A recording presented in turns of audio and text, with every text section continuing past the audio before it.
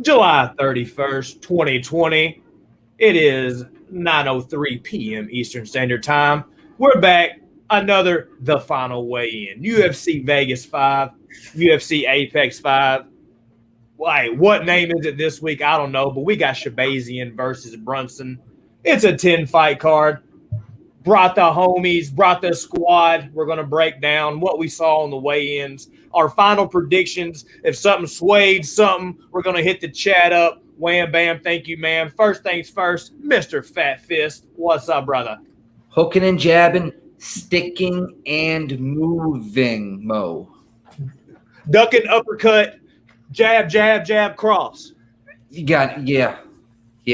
There we go. Wham, bam. And also, guys, the Hurricane just switched going towards Nikki. So we're going to try to roll through this. If he starts losing connection or anything, my man's in the eye of the hurricane. Oh, it's tomorrow night, not tonight, but it's coming. It's going to hit tomorrow.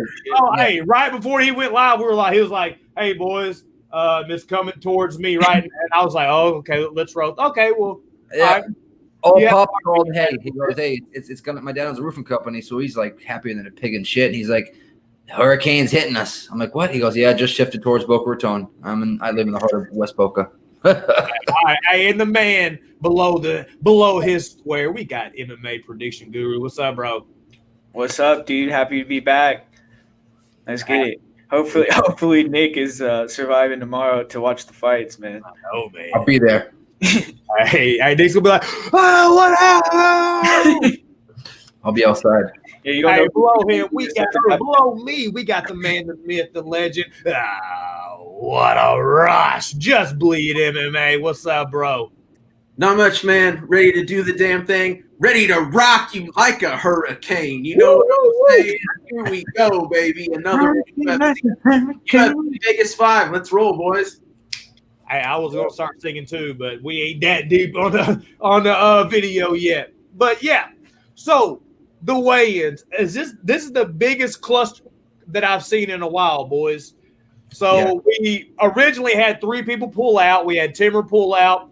We had we had Spicely pull out, and we had Ray Borg pull out. Wham bam. They all 3 had replacements, except for one now. One didn't even weigh in, Mr. Charles Ontiveros. Something like that. Doesn't matter anymore, right? Yeah, wham bam. We'll worry about that dude whenever he comes back, because I'm definitely looking to bet against him. So, but we have Johnny Munoz Jr. coming in facing, is it Manis? Yep. Yeah. What you boys thinking about that? How them weigh-ins look?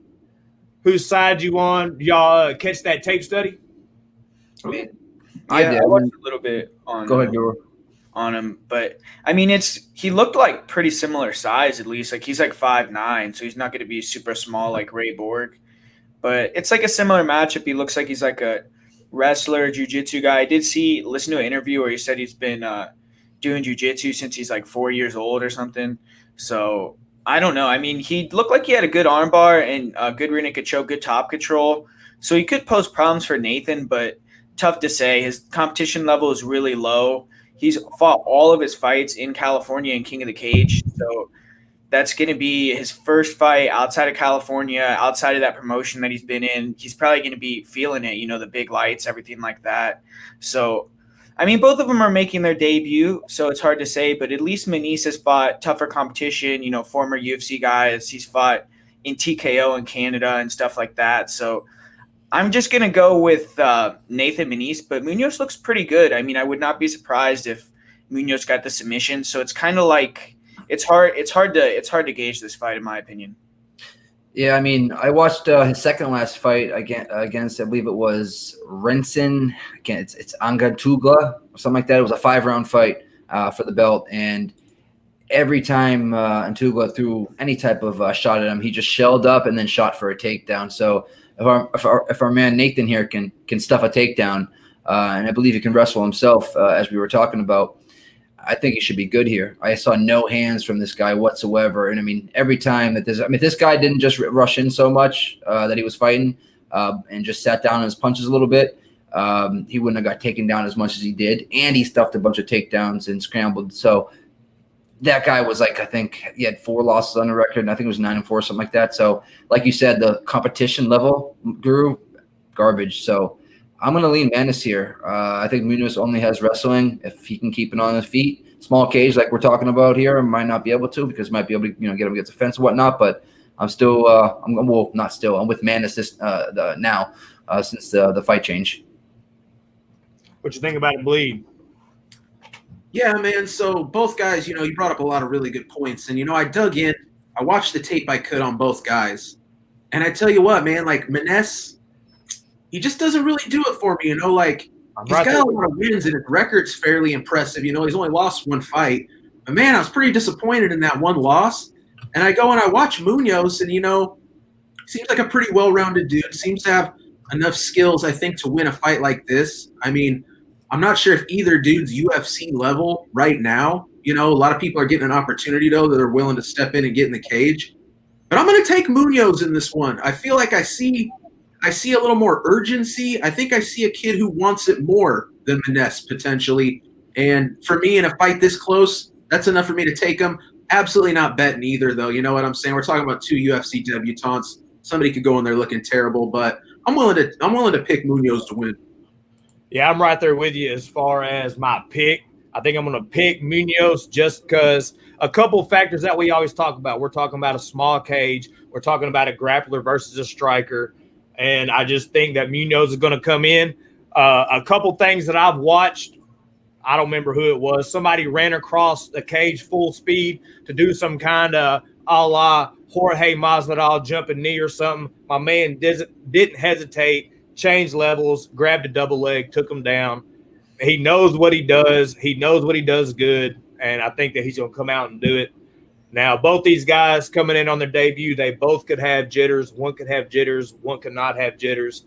There's only 1 loss between these 2 guys. My pick is Munoz. We didn't hit the odds. Nikki, what are the odds on this one? Yeah, right now you're getting at Munoz as a dog, I believe, at around plus 120 and then minus 140, minus 137, depending on your book. That's Nice. the variance. Is this as our boy Clint says, fapping? Are we fapping on this one, just enjoying this fight?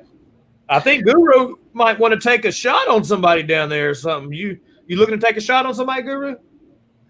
Nah, I'm probably just gonna watch it, man. I wouldn't bet on either guy. Yeah. Debuts not enough. Yeah, I'm leaning Menace, but I'll be fapping this one away for sure. Nice. What about you, Bleed? Same? Oh, yeah. I'll have nothing to do with it. Wrap it up.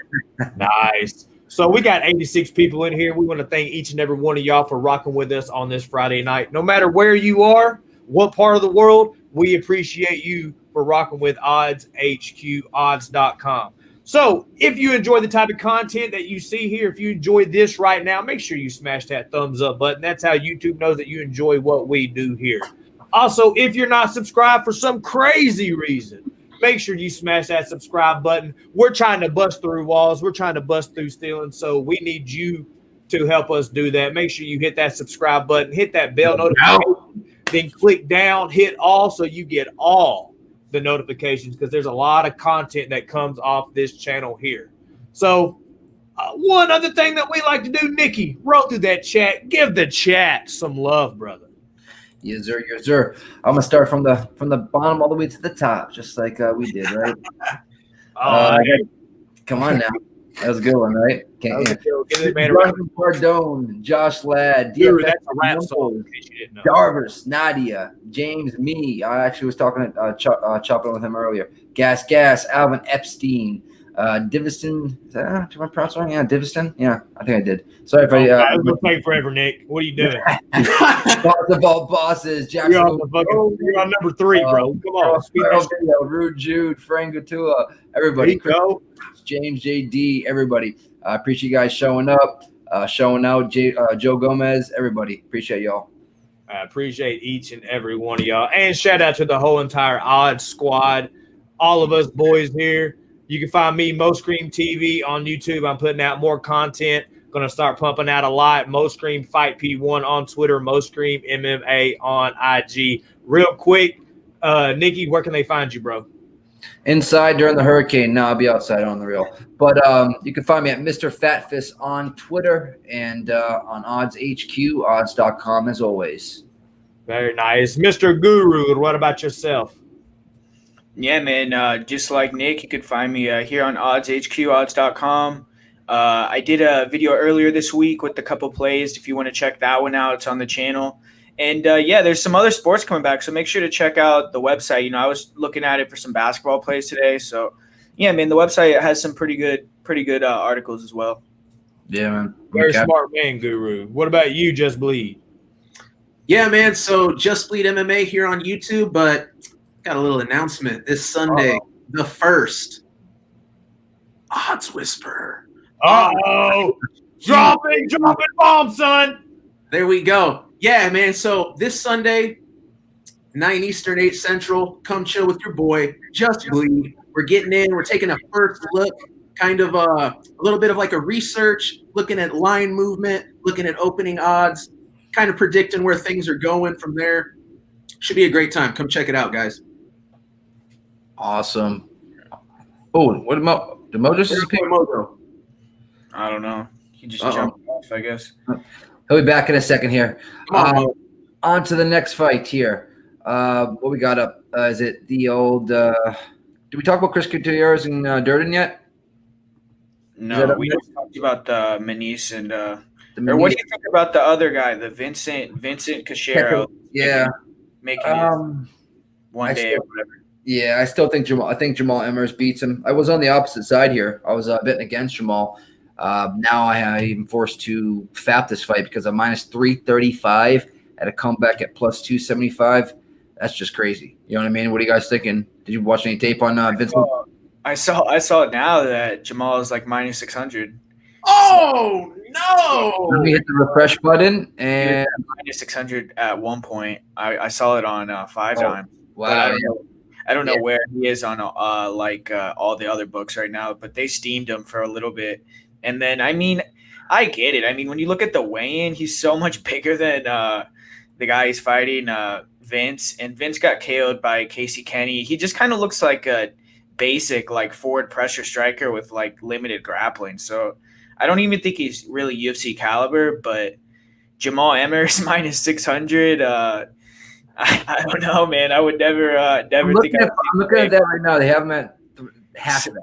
Okay, but still. Yeah. You know what I mean? Yeah, but it's like I don't know, but I think Amers, like they're saying 7.8 on DK since it's the old number. That's a good one because I mean I think he'll definitely like beat this guy up pretty bad. So I got a good prop bet on it. I got inside the distance or no distance at minus 130.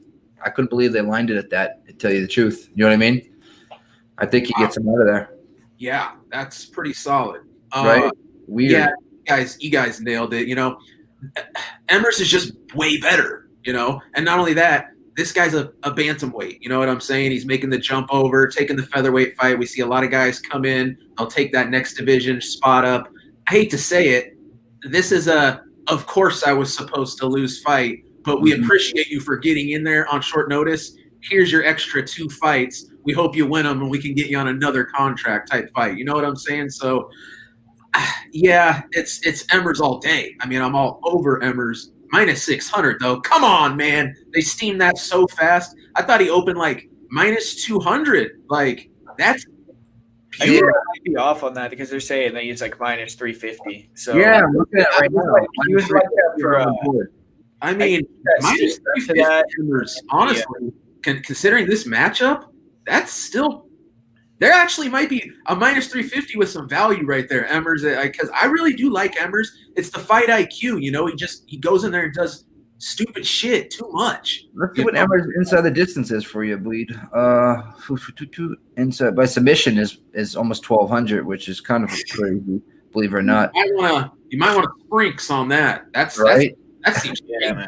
I mean, just a sprinkle on that because that could definitely happen. Then he does get you to the ground and wrestle if he wants to, and if he gets you in the ground, takes you back. I mean, plus 1,200. Inside the distance though is plus 135. By knockout is plus 165. So I'd sprinkle something on a submission prop just for shits and gigs, right? Hey, +35. that inside the distance is pretty fucking solid too, man. And I'm not a pro guy, you know what I mean? But if Amers ends up minus 400, minus 500 by the time the fight rolls around, he got that prop at a plus 135, fighting a division down, making his debut. Yeah, you probably got something there. Yeah, I like the no distance. I bet it already. It's minus 130, but still. He pulled the trigger already, folks. Oh yeah. I mean, I had to. I just thought that it's gonna be inflated. It did say that it was red, which means it's starting to get hit. So I had to take it while it was hot. Now this Gutierrez fight with Durden, I want to kind of talk to you guys about. What are you guys thinking here? Well, dude, it's like from a stylistic standpoint, which I gotta give Guru props, because Guru, you were hitting me up this last Sunday. You know what I'm saying? It's like Guru's hitting me up behind the scenes, folks. I'm letting you in on the behind the scenes and odds. But no, Guru's hitting me up saying, hey man, stylistically speaking, this Durden dude is exactly what Gutierrez loses to. And he's right, man. Like, look at Gutierrez losses. It's to grapplers, wrestlers, guys that want to take the fight to the ground. Gutierrez does not have a great get-up game. But I tell you what, I don't know if Durden's that guy. I don't know if Durden is on that Barcelos level. He did lose to one bum before he even got to the UFC, but that was a really big, jacked up dude. You know what I'm saying? Like just a big, heavy, strong dude. But yeah, big dude. I could see Durden winning this spot, and if he does, it's going to be a parlay killer to start the night. It's the first fight of the night, I believe. Still, I think Gutierrez should win, but him at minus 350 is crazy, dude. Like, stylistically speaking, that should not be the case. I'm still going to pick Gutierrez. I think Gutierrez is going to win. I think he's going to get taken down, but I think he'll probably be able to get back up. And I know he's the better striker. Yeah. You just got to ask yourself, do you believe Durden can take him down and keep him down? If the answer is yes, you got a phenomenal spot on Durden. But if you think Gutierrez is going to be able to continuously get up and wear him down, it's Gutierrez all day. But man, it's way too wide of a line on Gutierrez. That I know for sure. Line's definitely wide. One thing I know with Durden, and I think Clint mentioned this as well, is he's got really skinny legs, and we know what Gutierrez does to legs. So I believe he's going to chop that tree down slowly but surely, and maybe even stop this inside the distance. I mean, I wouldn't mind a Gutierrez inside the distance play, but I think at no distance, I wrote down here. Let's see here. You can get it basically. It's plus odds. So I don't know. What are you thinking, Guru? Yeah, man. I mean, I'm gonna obviously. I already picked Durden. I bet on Durden. So, man. I mean, I don't think Gutierrez is gonna knock him out with leg kicks. I mean, he did that to Vince Morales, but I mean, I think there's only been 7 leg kick TKOs in UFC history. I don't think it's like 2 in a row. I think it's going to end up chopping him down to the point where he ends up getting beaten up after that, where he can't, you know what I mean? Yeah, but I mean, I don't know, man. Vince Morales, when you watch that fight, it's like the first minute of the fight, he was just standing there. He got leg kicked like 3 times, and his leg was hurt before he even threw like one punch. So that was he looked horrible in that fight. Vince Morales did. So I mean, this is going to be a completely different fight with Durden. I mean, Durden is going to try to close the distance immediately, and he's not a bad striker. I mean, his striking is not terrible at all, and I think that he's going to be able to take him down pretty easily, man. I mean, when you look at the way Gutierrez defends takedowns against the cage, it's not very good. I mean, he keeps his legs really close together. He doesn't dig underhooks very well at all. I don't know. I think Durden will take him down, and then when he gets up or on his back, his guard is like easily passable, and he has that butterfly guard that he does, but every time he does it, he gives his back when he tries to stand up. So good. I think Durden will probably just take his back and finish him, man. I mean, I think he will. But, plus 140, no distance. So that's another. I mean, I would just bet on. I mean, I already did, but Durden's like, when I bet on him, he was like plus 270 or something, which is like crazy odds. So it's like. Yeah, right now he's sitting there right around the plus 250, 260. Yeah, so. A little better, yeah. I'm going to take the prop. All right. So next up, we have here no, that one's done, and we were touching that one. So it's basically right now at this point, Herman and Meerschaert. What do you guys think about that in the weigh-ins? Guru, you want to pop it off? Or you want me to? Yeah, I got you. Herman and Meerschaert. I mean, I definitely thought Herman looked decent. I mean, in terms of like all the guys that we've been seeing going up, like where we saw like the Jay Colliers and the Vallantes, where they're like looking super out of shape, stuff like that. I thought Gerald looked pretty good, like in terms of like physical condition and all that. But at the stare down, I still thought Ed looked a little bit bigger, but it wasn't a big significant difference. I thought though, really. But I mean, looking at the fight, I picked Ed Herman, and I mean, it's because of a couple things. Obviously, it's like Gerald is coming back 5 weeks after he just got knocked out cold. It wasn't like a TKO knockout. He's going up to 205, and he likes to. I mean, he can kind of play at range a little bit. He might, like, for the first time ever, have a speed advantage in a UFC fight. But I mean, I think that when it gets inside, and I think Ed is just dirtier, man. I think Ed wants it more too. He's tougher. So if it's in the clinch and they're like just, digging underhooks, throwing elbows, throwing knees, I think Ed will win that. I think that Gerald isn't going to be able to take him down. I think Ed is the better wrestler. So, I mean, I don't know. GM3 does have a chance, I mean, to hit him with like a body kick and then, some punches or something like that, or hurt him and, submit him. But I think that Ed Herman will probably be able to just outwork him on the feet, land bigger shots, and, avoid the takedown. So I'm going to go with Ed Herman here. I think you nailed that. The way to finish Herman is probably hitting him right in that soft spot, the belly. You know what I mean? Because he's a tough son of a bitch when it comes to he can take a shot. So these two start going to war. I could see Herman, they're throwing back and forth. I could see Herman clipping them and putting Meerschaert to sleep again. And the last fight, I mean, he got dropped and then ground and pound. He wasn't out, but it was definitely a TKO, and he didn't want to get up. He didn't get up for a good 3, 4, 5 to 10 seconds or whatever it was. But that's enough damage to come. This, usually a quick turnaround is for somebody that just did that to somebody. You know what I mean? Kind of weird, but I like the dog odds we have here on Herman. And Bleed, what are you thinking about here? Man, I'm with you guys fully. I totally picked Herman. I mean, here's the problem though, right? Are we betting on a 39-year-old that turns 40 in a month? You know what I'm saying? Like that's where I go, oh man, come on. Like, use a little discipline. You're like, can I really pull the trigger on Ed Herman? I mean, here's the thing though. I mean, Ed Herman, he is what he is, bruising powerhouse type dude, not very fast, not very athletic, but strong as hell, pretty good chin, really tough, and just a grinder. He's a grinding dude. Literally his path to victory in this fight is to grind on Meerschaert. Literally put him up against the cage, hit him with some funky shots, just hurt him, wear him down. Meerschaert doesn't have that great of a gas tank. We've seen him slow down. I don't expect him to have a better gas tank coming in 20 pounds heavier. You know what I mean? Like, yeah. I don't know, though, man. I feel like I see a lot of people, like, confident in Meerschaert. How could you ever be confident in Gerald Meerschaert, man? Like, this guy is – don't get me wrong. I feel like he's kind of, like, won some fights he didn't think he would. But then he's also, like, lost fights that he probably should have won. Don't get me wrong. I've actually made some good money on Gerald Meerschaert. I've taken him as a dog in a couple spots. He's come through.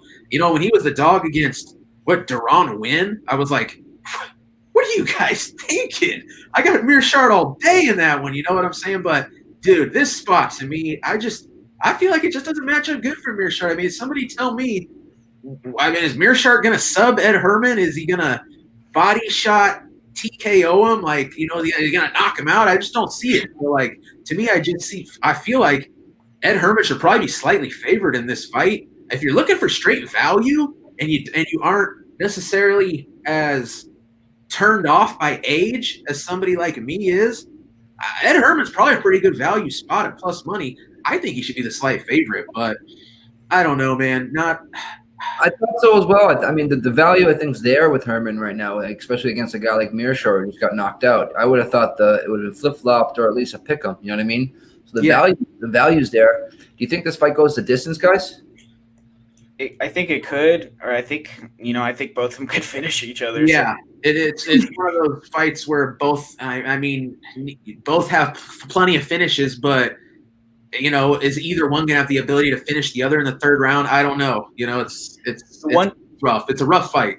The one thing I did notice though that kind of pushed me towards Ed too is like, look at the guys that Meerschaert beats. I mean, the guys that he beats have less than 10 fights, dude, or less than 12 fights. Like, he beats all these super inexperienced guys. Like, he beat that Joe Gialotti and like Ryan James and Duran Wynn and Horrible. Oscar Pihota. Like, all these guys have like 12. They're like 10, 12 fights. Like, at least Ed has experience. Like, I don't know. I don't think he's gonna make a mistake like and let Gerald. There's nobody in the UFC that keeps their chin more in the air than Ryan James. Not one person. That big dude. I remember that win he got over Andrew Sanchez. That was like, epic shit though. He got caught. How many times he got that entire fight and then end up winning it? Yeah, he knocked the dude out cold too at the end. It was like crazy. I was like, what the hell? Who's fighting next week, right? Sanchez, or 2 weeks from now at least? Yeah, he's fighting soon, but I think he's fighting Wellington Turman. I definitely think I like Wellington. Yep, me. Yeah. Yeah. All right. To the next one, boys. We got a Martinez who came in a little bit overweight against Frankie Saenz, which I believe this fight is still going on. So let's cap it. What are you guys thinking here about the weigh-ins? Obviously, homeboy came in a little bit overweight. What are you guys thinking, Guru? Yeah, man. This was interesting because, at least for a few hours, even after they had the weigh-ins and the face-offs, everything like that, this fight was still going back and forth, negotiated if it was even going to go down. So I think they settled on like 40 or 45% of Martinez's purse going to Frankie Saenz for him to accept the fight. I think that they really needed to have 10 fights on the card, so they probably pressured Martinez or something to do that.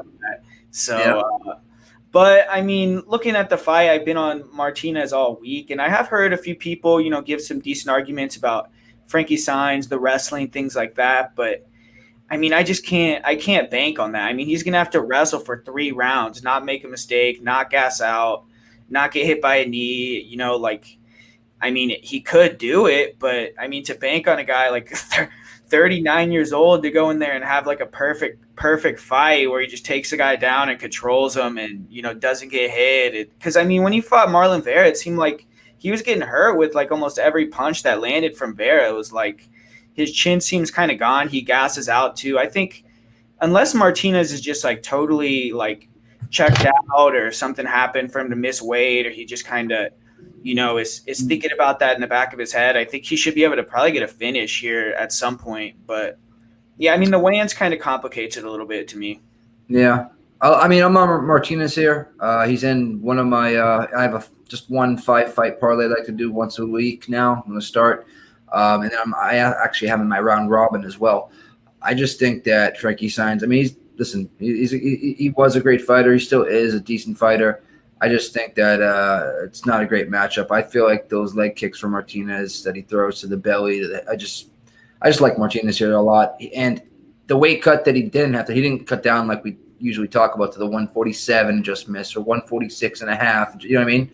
He stopped cutting weight, told the UFC that if I cut any more weight, I'm not going to be able to actually fight. Fight basically got called off because commission or didn't, and then basically they agreed upon a 45%. Was it right? 45% he gets, Frankie Saenz. Yeah, I believe so. Yeah, getting half his paycheck, baby. But I think they also pressured Saenz and they're like, hey, we need this fight. We can't go 9 fights. We're gonna get you half his paycheck. And Frankie's like, you know what? I'm towards the end of my career. I'm 39. I need that money. So I'm on Martinez. I wouldn't mind people putting him in parlays either. And that doesn't that has to give him a bigger incentive to win, right? If he loses, he only is going to get 5% of his money. So, yeah, good point. You're right. You get that. You know what's weird is you still get that win bonus if you come in 5-6 pounds overweight. You know what I mean?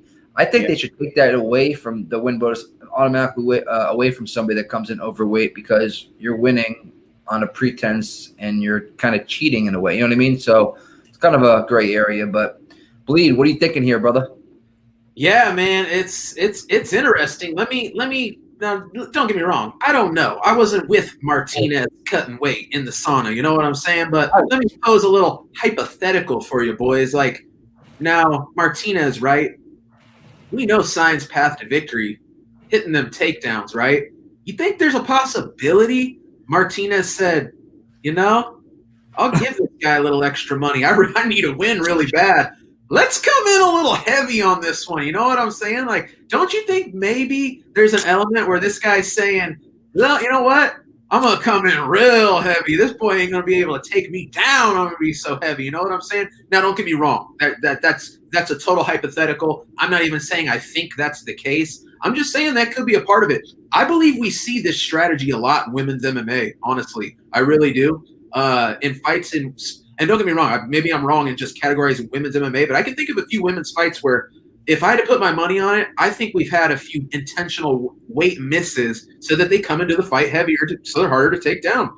And, you know, I think that could be part of it. Now, maybe Martinez is really having maybe he's getting older. He just can't cut the weight as well, and he really did have issues, and that's just all there was to it. That could be the case as well. I think that's what it was, because he was saying, or I think someone was telling me that he said that he might go to up to 45 after this.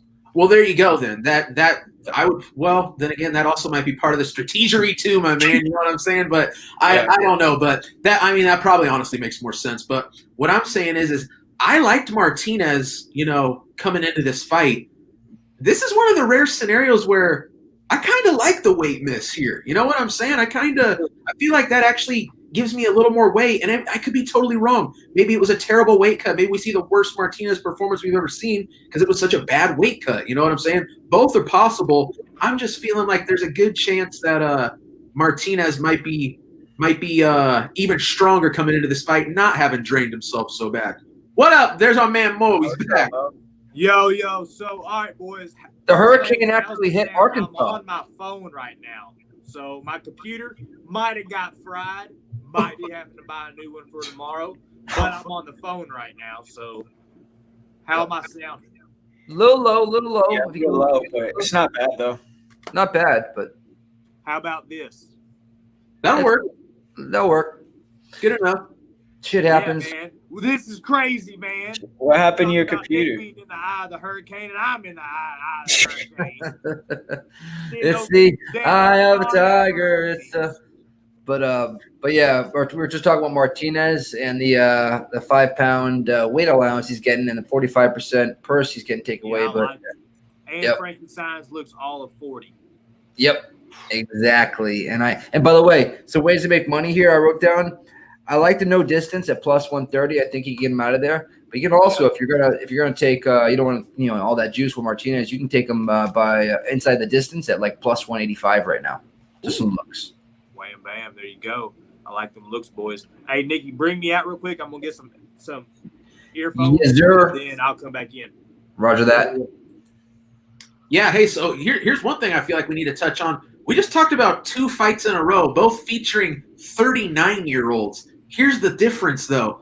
A light heavyweight 39-year-old, that's still kind of a thing. You can be a 39-year-old light heavyweight and actually kind of hang in there for a while. I mean, we got a couple of them right now.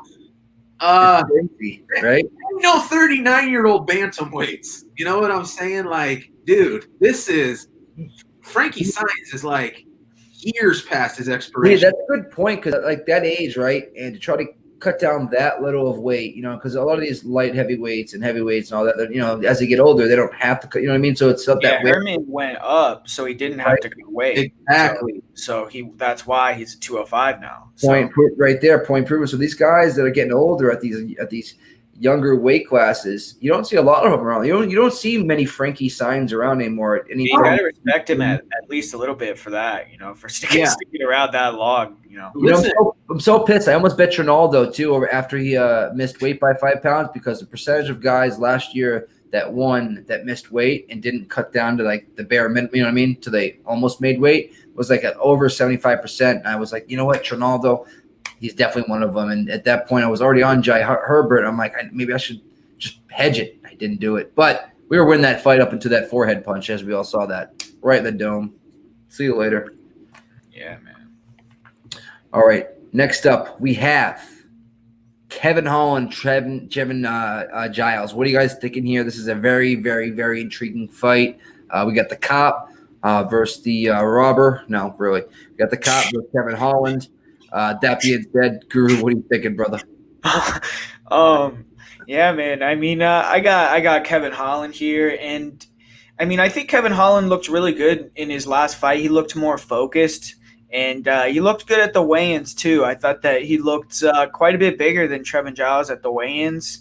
And Giles, I mean, it's hard to pick a guy like Trevin Giles because of everything outside the cage. Also, where I was hearing interviews where you're saying that he didn't like train at all for a couple months, but he doesn't think it's going to affect him because he's been training for like 6 weeks hard. But man, I mean, if someone has a full-time job and they're not training in between fights, they're not training, that much. I don't think that at all. Like if you're not even getting in the gym for 2 months, I mean, that's a big issue. Like you're not a pro athlete at that point. I mean, you're like a cop. So I don't know. I mean, I feel like he's regressed. Like when he first came in the UFC, he did fight some jobbers, but he showed, more, what's the word I'm trying to say? Like killer instinct. Like he was going out there and like taking people out. And then recently it's like he's going out there and he's very low volume. He's like, I think he's trying to preserve his gas tank and he's still gassing out in the third round and getting finished. So I think it's more, he's a talented guy. He has a lot of tools. He's athletic, but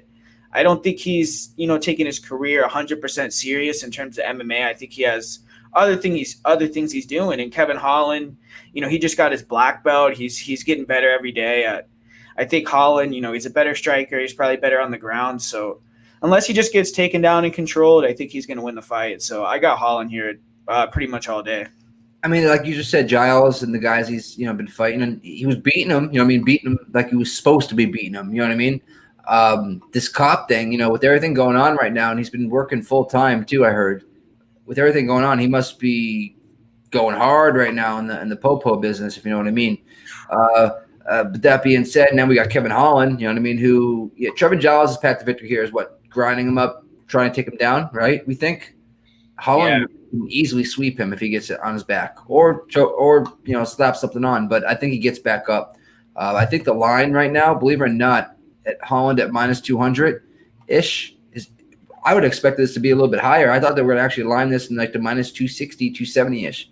I think Trevin Giles is a jobber. I think after this fight, Kevin Holland better prove it. If he doesn't, we're going to see Kevin Holland start to be under that jobber status. So I'm hoping for Holland to win this fight. I like him as a fighter. I like him as a person. I think he's got a lot of attributes, and he's got hopefully a huge career ahead of him. He just needs to put that fight IQ together. You know what I mean? Oh, yeah. Lee, thank you, brother. Man. I mean, I wish I could talk more about, like, their stylistic matchup, but, Guru, you talked about the big point in this fight, and it's not about what's going to happen inside the octagon, which, don't get me wrong, what's going to happen inside the octagon is a byproduct of the work being done outside the octagon, if you guys know what I'm saying. And I have to allude to the fact that, we're talking about a dude who's in the UFC, also working full-time as a police officer. I mean, you guys remember back in the day when John Jones was putting in 40 hours at Burger King during his title run? I mean, does Peter Yan work at a bowling alley right now too? No! People who are serious about this, they don't work other jobs. Now, don't get me wrong, Stipe, full-time fireman, UFC champion. Look how many fights this guy's had in the last few years. You know what I mean? Like, this obviously takes a toll on people being that busy. Like, how are you getting in quality training time while also devoting so much of your, like, living, breathing time to this other thing? You know what I'm saying? And I hate to say it, to me, Giles seems like a guy who's going to probably fight out this contract, probably not sign another one because he's making good, decent money doing what he actually wants to do, which is be a police officer. You don't go through all that to become a police officer and then go, well, now that I did that, guess I'll focus on the UFC now. No, man, this guy's a cop. You know what I'm saying? That's what he's going to be. That's what he's going to do. It's like Dana White has said, the UFC is not a job. It's an opportunity. And some of these people like Trevin Giles take that to heart and really do have other things going on. You know what I mean? Giles would be a great Bellator fighter.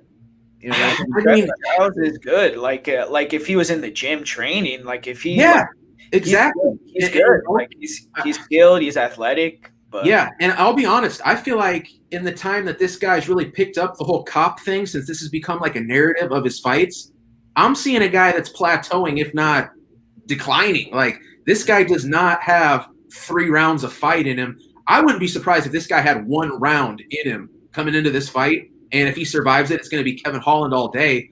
I don't know if Kevin Holland has that kind of a gas tank. I don't know if Kevin Holland's going to need that kind of a gas tank. If Kevin Holland comes out looking as good as he did in his last fight, he might straight blow through Trevin Giles. But Kevin Holland's a really wishy-washy dude. You get different Kevin Hollands in the octagon, you know. The last one we saw was phenomenal. But I remember the other Kevin Holland that looked like a complete bum 2 or 3 years ago. You know what I mean? So tough fight, man. I do like Kevin Holland. I absolutely wouldn't have anything to do with Trevin Giles, knowing what I know he's doing outside the octagon. If you're comfortable enough, if you feel like there's enough value there on Kevin Holland, maybe use him as a parlay leg. But man, I think minus 200 or better. I would probably pull that trigger. But man, Kevin Holland's getting to be too heavy of a favorite to be comfortable with at those prices. You know? Yeah, I think I just don't want Holland to shit in it. And How do I sound, boys? Good, better. Oh, you're good. Yep, better. Damn, you came in hot, bro. Hot. Oh god. Hot. Can't What do you even, think? can't even hear you now. Take me out, Nicky. Yeah. Okay. All right. He's having some technical difficulties. He's got a tornado over Arkansas, and with those tornadoes, they do some damage.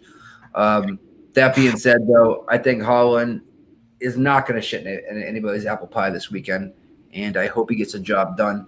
I like the guy as a fighter. He's a decent dude. I've watched some interviews on him, so I wish the best for him. But on to the next. All right, so we got here Randy Brown and Mr. Vicente Luque. What do you guys think, Guru? Yeah, man, this is a good fight. Randy Brown, Vicente Luque, one of the better fights on the card here. And no Luque fight's ever boring, man. I mean, you go back, we'll look at all his fights throughout his whole career.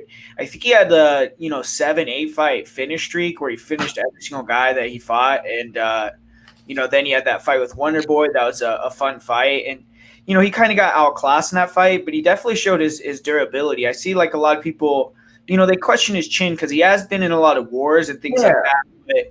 But it's like, man, I mean, Wonder Boy broke both of his hands like trying to knock him out. So he definitely has a hard head, dude. Like it's like, I don't know, unless Randy Brown lands like a knee or a flush kick, I don't think he's gonna knock him out with punches. I would be really surprised. Listen, but you go ahead. Go ahead.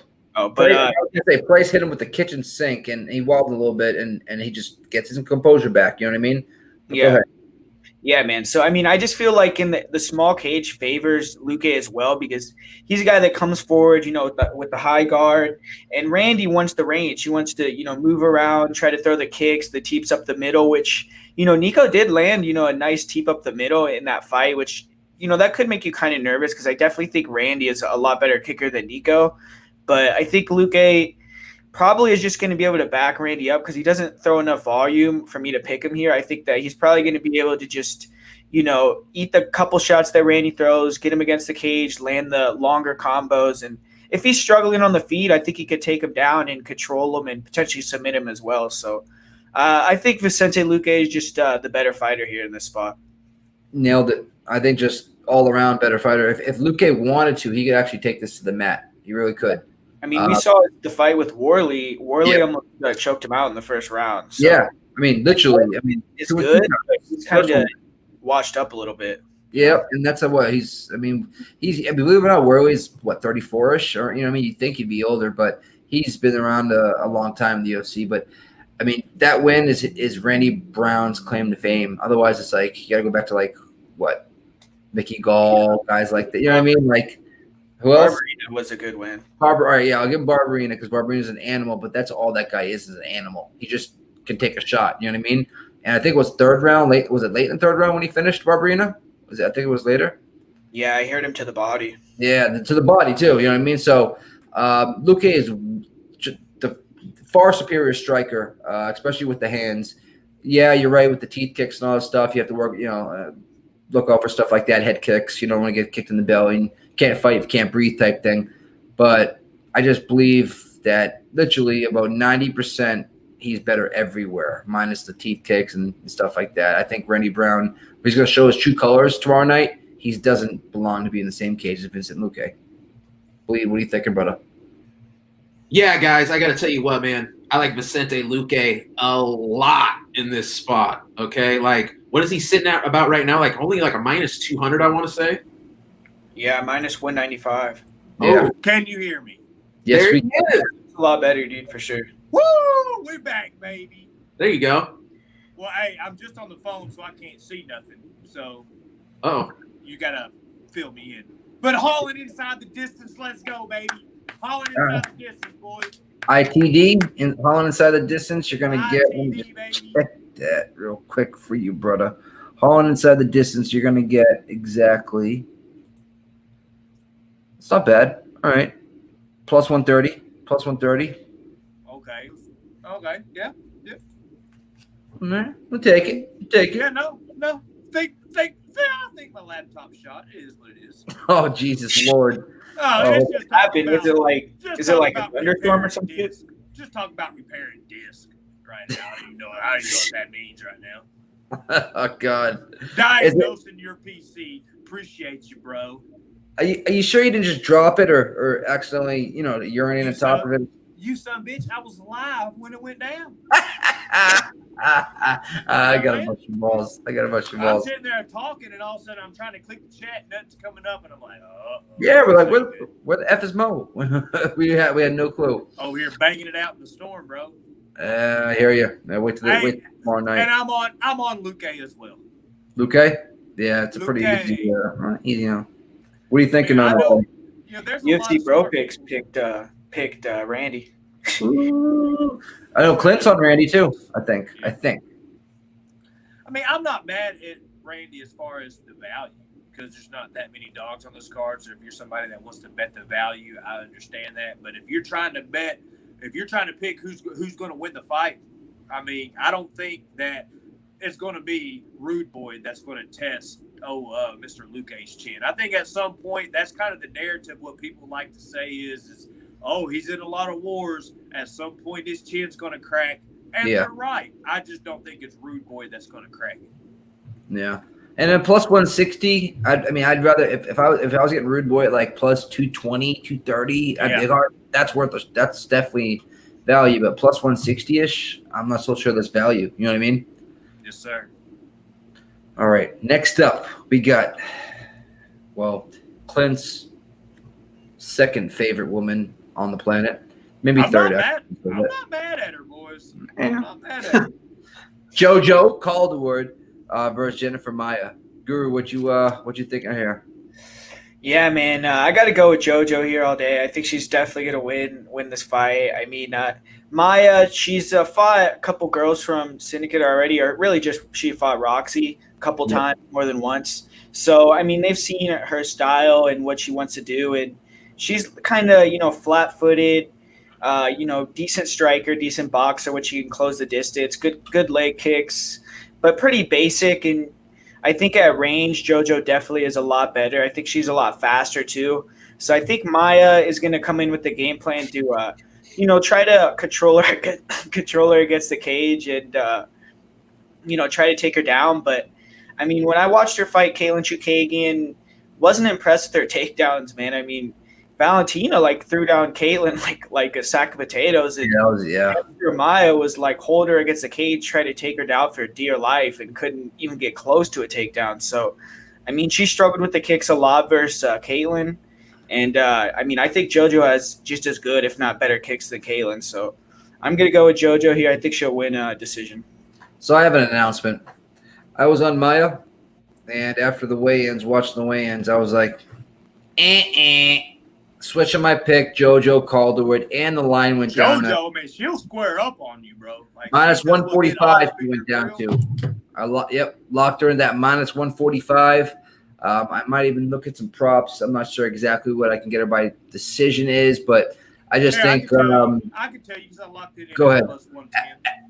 After the weigh-ins, just watching them up, she's just a bigger girl, bro, like a lot bigger. And she's jacked for this fight, dude. Right? And that clinch, that she's going to be a lot stronger. So I think she's going to be able to get her right to the ground. She might finish this girl if she can take her down. What's the odds by decision? JoJo plus 110 earlier. I don't know if the line's moved. Oh, if it's plus 110, there's not enough value in that. Yeah, that's. I'd rather just take the minus 145 I got. inside the distance. I wonder what The that last would time be. I looked at it straight up, I thought it was minus 140 a couple hours ago.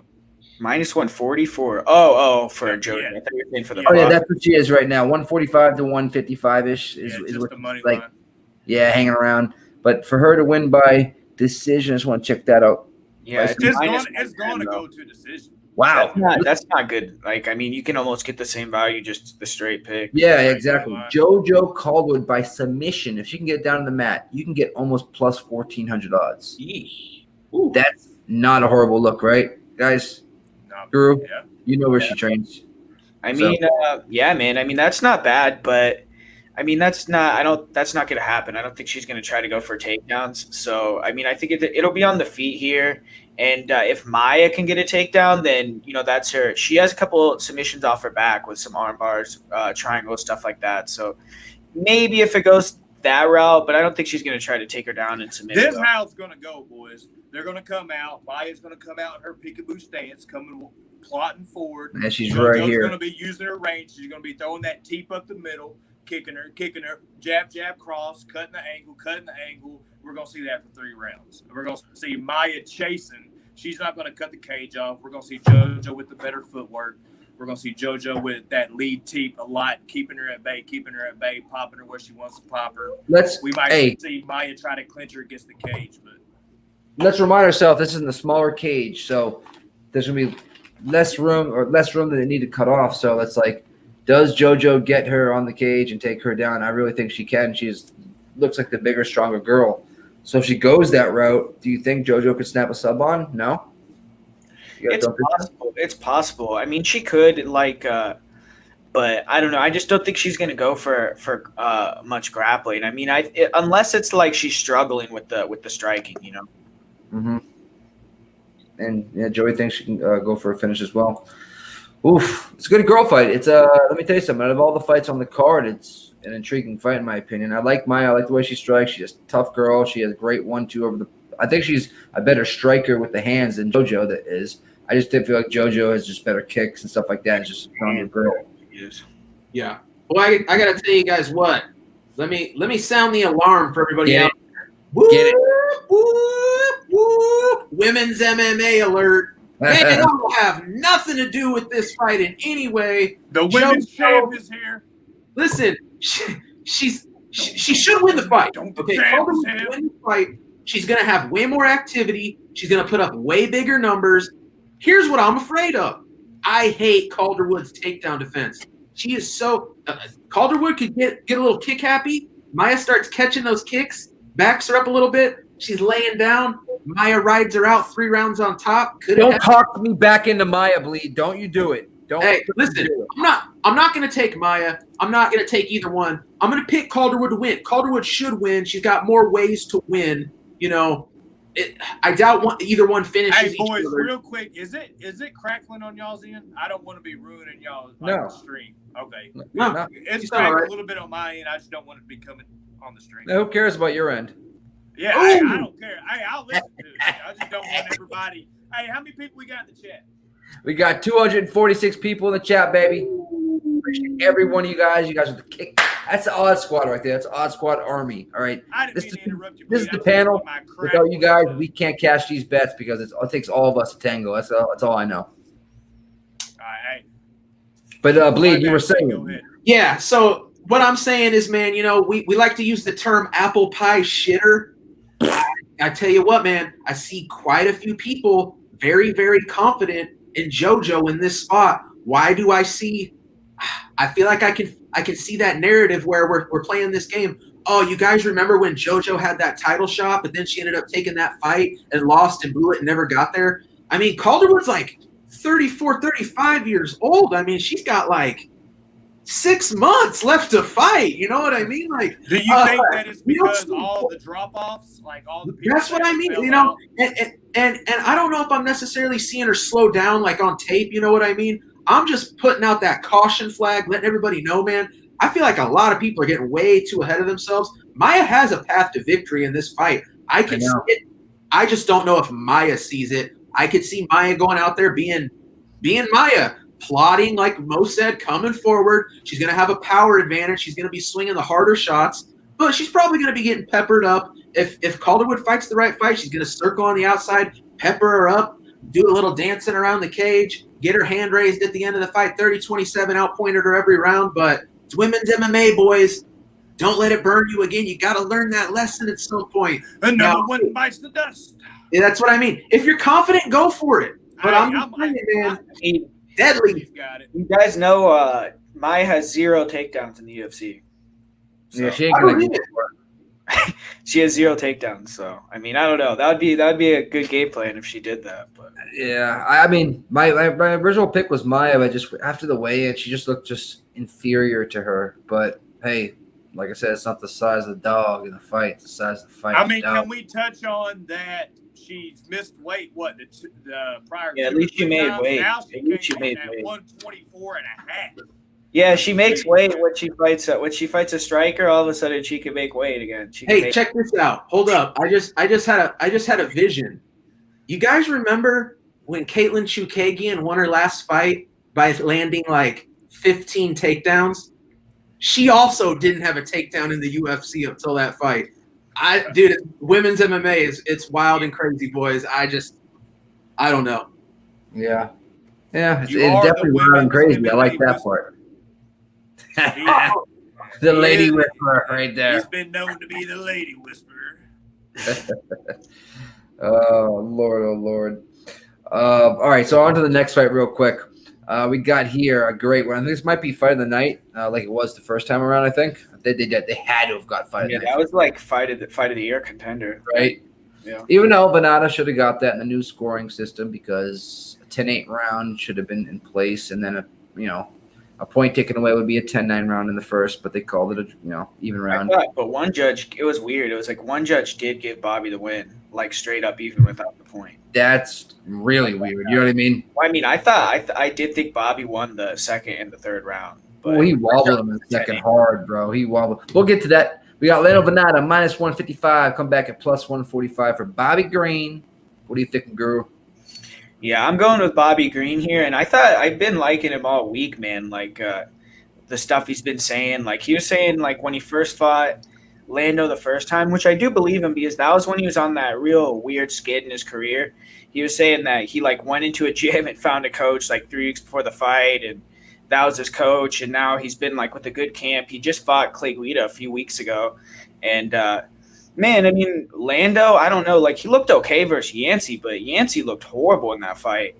And at least I just think that when you watch that first fight, like Lando in the first round, he was super explosive and he almost got Bobby out of there, but the second and the third round, I mean, Bobby Green was like dominating him. I mean, he was trying to pot shot him, and he landed a couple of those big shots where, like Nick said, he wobbled him that one time pretty bad. But like Bobby won like 4 minutes of the second round, and then won like the whole fifth round. He dominated the fifth round. Like Lando's face was like destroyed after the fight. Like his nose was broken. He had like 4 cuts all over his face, and Bobby was pretty clean. I mean, Lando, like I think also with his style, like.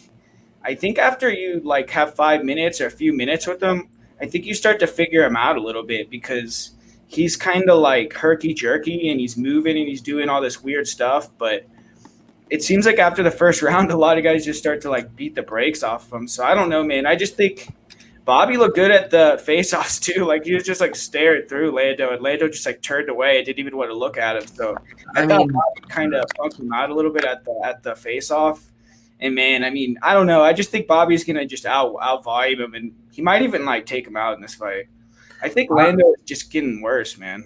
I mean, worse. I mean, look how Bobby Green just looked against Clay Guida. Clay Guida could have won that fight. They could have gave that to Guida. No, that would be robbery if they. He looked horrible against Guida. We're not going to agree on that. Like Lando's not going to go in there trying to grab his legs the whole fight. Like that doesn't really matter. Like, yeah, listen, I'm telling you right now, that's a 34-year-old Bobby Green with 28-year-old Lando Vannata.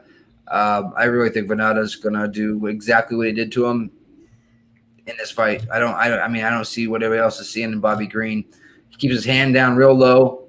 He did it in that fight. He's probably gonna do it in this fight. Lando wasn't shooting for takedowns. I mean, it was a 10-8 round in the first round, and then an illegal. If he didn't hit with that illegal knee, the fight would have been over. You know what I mean? let alone went on to the second, which he won. I don't know what I understand you have an opinion and whatnot, but I mean, he was rocking him with that overhand right behind that ear constantly. I mean, he dropped him twice in the first, and the second had him on Queer Street. You know what I mean? Literally had him doing the little dibble dabble. I mean, the fifth round was competitive. Bobby Green won it, but he hit him with a couple great shots that busted him up. But those couple, just like we just saw in the Cookie Monster and Marina fight, she busted Cookie up, but she didn't get the W. You know what I mean? So I don't know. I like Lando Vannata here. I'm not sure what Bleed's thinking, but I do like Vannata a lot here. I think Green is on his way out.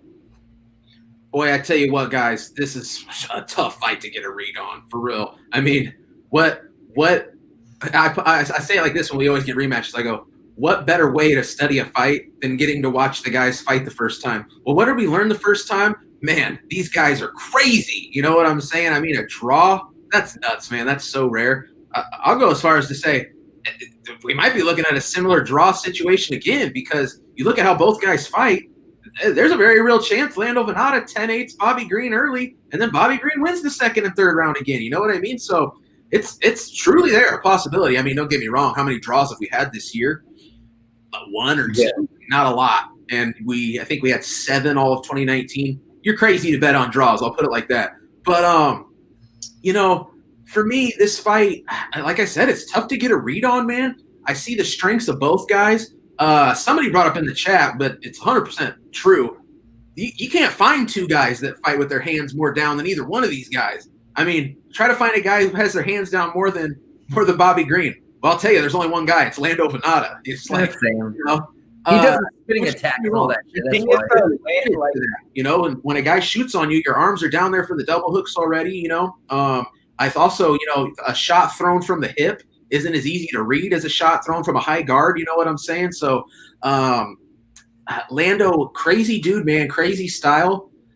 I definitely think Bobby Green has the better gas tank here, and I do like that because I do think it's probably going to be another stand-up war. I think both guys have the ability to take each other down probably. I don't think they will. I think it's going to be fought standing up. And in my mind, I just see this fight being really, really close again. So when I take that into account, I can't favor either guy. It's a very coin flip fight, how it's going to turn out. And I feel like the judges are probably going to get to go 29-28, whoever they want. So when we're looking at that type of scenario, give me the dog, give me Bobby Green, give me the plus money guy in that type of situation. If anything, I'm probably slightly leaning Bobby Green as far as who I favor in the matchup. So I got to take that plus money guy in that spot for sure. That's another thing I was going to say too, Nick. Like Guida, he's known as the cardio king or the cardio machine for 155. And Bobby was outworking him, dude. Bobby had better cardio than him in the third round. So, I mean, that to me showed a lot. Bobby didn't look the best in that fight, but he fights down to the level of his competition and up to the level of his competition. I mean, that's just the guy he is. It's weird. It's like every fight he's in is like a split decision. So when he fights Trinaldo, he'll fight Trinaldo and Jakar Close, and those guys are close to the top 15, and he'll win the fight in a lot of people's eyes. And then you'll fight Clay Guida, and it's another close fight. So, I mean, I don't know. That's just his thing. But listen, I mean, Clay Guida's last win was – I know, but I'm saying BJ Penn, and he took an L to Jim Miller, and then he lost a grappling bout as well to Gregor Gracie. And no harsh than that, but still. Come on, BJ Penn. I mean, I'm not saying Guida's a great fighter, but I'm just saying – he should have been able to finish with his striking. He should have been able to finish Guida at his age. I mean, Guida is what? How old now? I believe he's 35. I don't think Guida's been knocked out. Wow, no, 38, turned 39. Oh, 38. Yeah, turned 39. So he doesn't get knocked out that much. Yeah. He's got a good chin and whatnot, but it's just I mean, you got to be able to take a guy at 38. That I mean, if you got great striking like Bobby Green does. So that's just my opinion. But hey, listen, Bobby Green might go out there and starch Lando Vannata, but vice versa, right? Yeah. I mean, not really. Bobby Green refuses to fight a dominant fight. He will make it a close fight no matter what, every fight. That makes sense. Okay, yeah. He really does. I mean, he fights where he should easily win. He's losing bad decisions. It's just he refuses to go out there and just like beat somebody 3 rounds. He's like, that was a pretty good round. I'll give you this one. Let's make it close here. I kind of want to sweat at it when we get the scorecards in here. He's just that type of guy. Yeah, man. I hear you on that one. I hear you. All the guys like Green in the chat. A lot of people on Green. Hey guys, cash those bets if he wins. I will not have him in my. He's in my round robin. All right. Next up though, we got the main event. The famous, the man, Derek Brunson, who dyed his hair. What was he thinking? Unreal. Against Edmund Shabazian. What are you guys thinking, Guru? Bleed. Yeah, man. I was surprised how big Edmund looked at the weigh-ins, dude. Like, he looked huge compared to Brunson. I was like... Nailed it. I didn't think it was going to be that big of a difference. But, I mean, when you watch the fight or, like, the videos of these guys, like... Brunson recently, he's like more to stick and move on the feet, like fight on the outside and then blitz in to get the takedown. Or like when someone closes the distance, he does this every time. Like he never wants to trade with you. Like if someone's close enough where you can grab him, he'll try to clinch up with you. And the takedown that he does get, like he'll get the double unders and he has a really good like body lock trip. Like that's what he uses that takedown basically to get all of his takedowns. And he's a strong dude. I mean, he was holding Yoel Romero against the cage, and he's definitely a strong guy. So that's an advantage for him here. But I don't know. I mean, I feel like on the feet at range, Edmund is going to be like piecing him apart. Edmund has that really nice jab, double jab. He feints really well, and he actually like in his last fight, he was like feigning the jab to throw the head kick, stuff like that, which was really nice. So beautiful. I love that, dude. That is so sick. Yeah, dude. And inside, like he was doing this weird thing where it's like he'll literally when he's in like the pocket, he'll like cup the back of the guy's head, like when move his head or like push it down. He'll like throw uppercuts and hooks, and it's like he's like positioning the guy's head. It's a real, I don't know. I mean, I haven't seen that many other people do that. And Edmund, I mean, he looks like his grappling, like the way that he mixes it, like he'll like throw some punches and then hit a body lock. Like you could tell, like he can blend it. He can definitely grapple. So I don't think it's like Brunson is just going to take him down and hold him down. The only thing is like he does kind of like he'll drop his hands when he backs up. So against a guy like Brunson, that's a little worrying. But man, I mean, I got to go with Edmund. I think he's probably going to get a first round knockout. All right. Real quick, last fight. I totally forgot to Green and Vannata. No distance. Can you believe they lined it at plus 185? Is it because the last one went the distance? Plus 185, no distance. Don't you think one of these guys might get each other out in this fight? I mean, when's the last time a Bobby Green fight went to like? That's exactly what I'm thinking. I just can't think of a Bobby Green years ago, dude. Like he doesn't get finished, and I guess Poirier knocked him out, but yeah. And you think he's on Dustin Poirier? Lando's on Dustin's level. No, but he should have been finished in the first fight against Vannata. But yeah, no, I feel you. I thought it was good odds at plus 185, or it is good value at plus 185. I'm looking at the last 1, 2, 3, 4, 5. Yeah, like I think like 9 out of his last 10 fights in the UFC went to decision. Gotcha. In regards to this one, it's Shabazian all day for me. When I say all day, Brunson, his game plan here with the small Apex gym is to grapple. He's not going to sit there and strike. If he does, he's an idiot with Shabazian. But like we just were talking about, Shabazian's no slouch on the mat either. If it was a 5-round fight, I'd be like really, really all over Shabazian. I would have, back that up. I would have take a look at Brunson, you know what I mean? Because he's been to a lot of rounds before. But yeah, it's Shabazian for me. The line's off. I don't know what you can do other than parlay him, you know what I mean? I do have him with Gutierrez at minus 125 parlay. Other than that, I don't know. Shabazian or pass for me, I guess. I mean, if people are taking Brunson, I don't blame you, but I kind of blame you. I don't know if that sounds kind of weird, you know what I mean? But I just don't see Brunson at, 36 almost, taking out this 22-year-old. So, Bleed, take this mofo over. What are you thinking?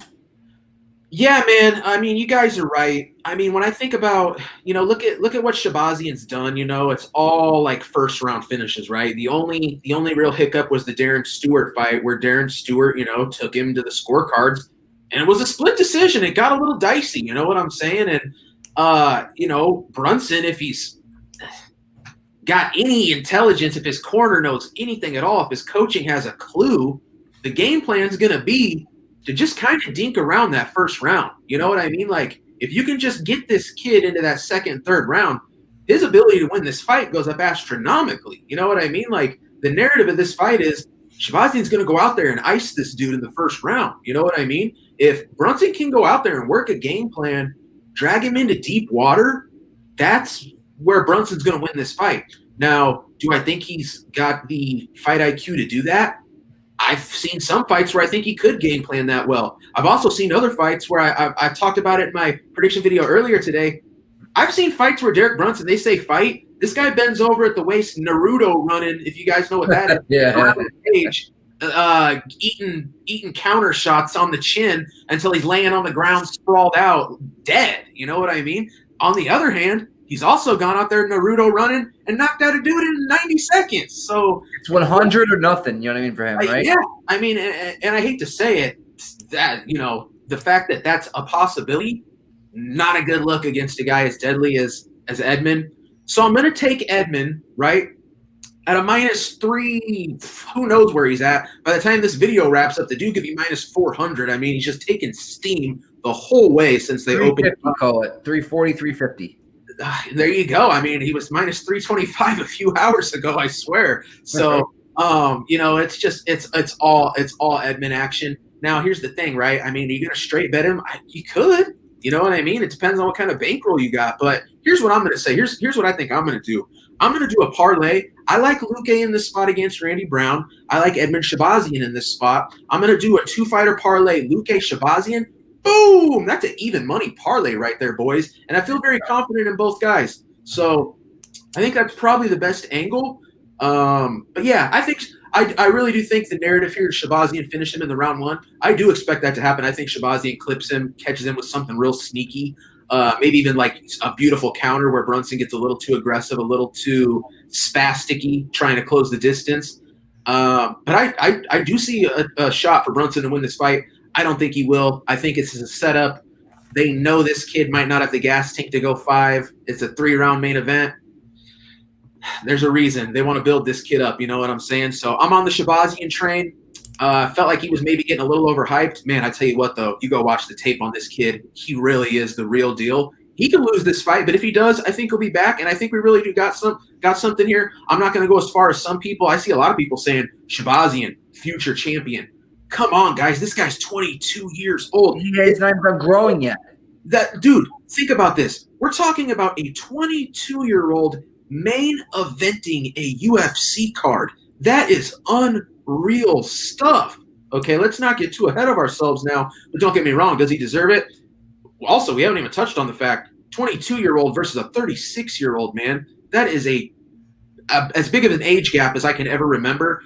Mm-hmm. Statistically speaking, when you're talking about huge age gaps, younger dude wins about 80% of the time. That's kind of some solid stats, some solid numbers to fall back on when you think about this fight. I just think Shahbazyan's better, way more dangerous. If he fights a smart fight, he can't lose. I think Shahbazyan would have to really slip up to lose this fight. I got Shahbazyan getting it done round 1. I wonder if because I do this with Nunes, like with GDR, she was like a -330. I think I got her at. I anchor people, you know what I mean? I had with John Jones and Reyes, even though we all know Reyes probably won that fight, I had 18 parlays with John Jones, just bringing my -150, my -160s down. 2 fight cards in a row, you know what I mean? Betting him ahead of time. I wonder if he's an anchor here for a lot of people's bets. You know what I mean? Can you anchor him to say you're taking a -130, 140? You know what I mean? Is he an anchor, you guys think?